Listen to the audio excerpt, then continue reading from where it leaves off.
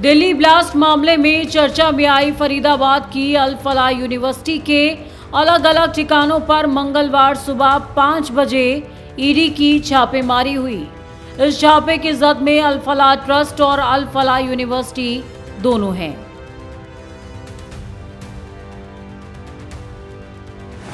अल फलाह trust के मुख्य दफ्तर, यूनिवर्सिटी कैंपस और मैनेजमेंट के लोगों के घरों सहित कई लोकेशंस पर एक साथ छापेमारी। दिल्ली के जामिया नगर और ओखला विहार से लेकर फरीदाबाद स्थित यूनिवर्सिटी कैंपस तक छापे। मनी लॉन्ड्रिंग केस में हो रही है छापेमारी। कई महीने पहले केस हुआ था दर्ज। आरोप है कि यूनिवर्सिटी और ट्रस्ट के नाम करोड़ों की अवैध फंडिंग की गई। आरोप है कि विदेशी दान लेने में FERA नियमों का उल्लंघन हुआ है। आरोप है कि संपत्तियों के गलत इस्तेमाल से काले धन को वैध रूप दिया गया है। दरअसल अल फलाह ट्रस्ट और यूनिवर्सिटी पर मनी लॉन्ड्रिंग की एक FIR दर्ज हुई थी। इसी सिलसिले में मंगलवार को ईडी ने तड़के ही छापेमारी की। उधर कश्मीर घाटी में कई जगहों पर काउंटर इंटेलिजेंस कश्मीर में भी छापेमारी कर रहा है। इन सब के बीच सोमवार को आधिकारिक तौर पर NIA ने पहली बार दिल्ली आतंकी हमले को लेकर कई अहम खुलासे किए। NIA की जांच में पता चला है कि आमिर ने ही आतंकी उमर के साथ मिलकर इस धमाके की प्लानिंग की थी और लाल किले पर हुआ ब्लास्ट कोई पैनिक ब्लास्ट नहीं था, बल्कि प्लान्ड आत्मघाती हमला था। इस आत्मघाती हमले की प्लानिंग में आरोपी आमिर भी शामिल था। धमाके में इस्तेमाल की गई कार को खरीदने के लिए आरोपी आमिर कुछ महीने पहले ही दिल्ली आया था। दिल्ली से कार खरीदने के बाद ही उस कार में बम को सेट किया गया। दावा है कि आमिर ने इस पूरी साजिश को कथित आत्मघाती हमलावर उमर के साथ मिलकर अंजाम दिया।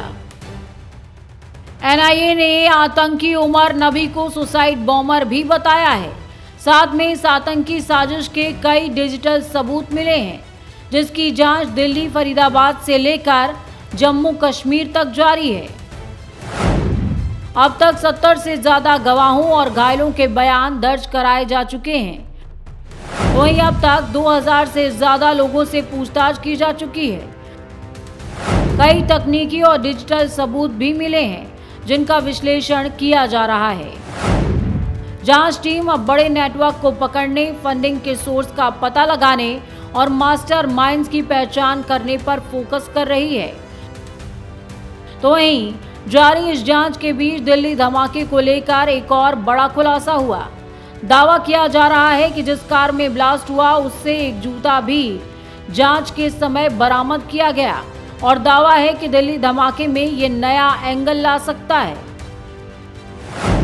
दावा है कि कार से बरामद एक जूते में अमोनियम नाइट्रेट और TATP के ट्रेस मिले हैं।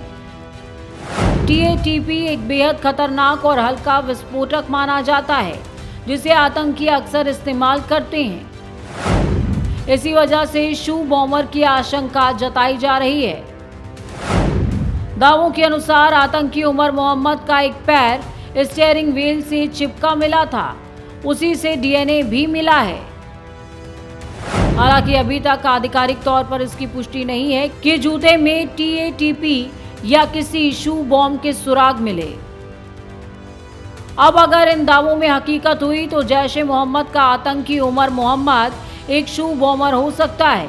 यानी इस बार भारत में नई तरीके से आतंकी हमले को अंजाम दिया गया है, क्योंकि भारत में आतंकवादी हमले तो हुए हैं, लेकिन जूते में विस्फोटक छुपाकर किसी जगह को उड़ाने की कोशिश का कोई मामला दर्ज नहीं है। अब जरा TATP के बारे में आप समझ लीजिए, ये खतरनाक क्यों है।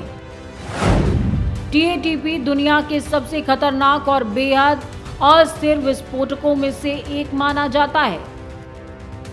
आतंकी इसे इसलिए इस्तेमाल करते हैं क्योंकि इसे एसीटोन, हाइड्रोजन पेरोक्साइड और एसिड जैसे आसान और घरेलू केमिकल से बनाया जा सकता है। ये वजन में बहुत हल्का होता है, लेकिन धमाका इतना ताकतवर करता है कि भारी नुकसान पहुंचा देता है। इसकी सबसे बड़ी ताकत यह है कि इसमें धातु नहीं होती, इसीलिए इसे स्कैनर या मेटल डिटेक्टर से पकड़ना मुश्किल हो जाता है। TATP की सबसे भयावह बात यह है कि यह मामूली झटके, रगड़ या थोड़ी सी गर्मी से भी फट सकता है।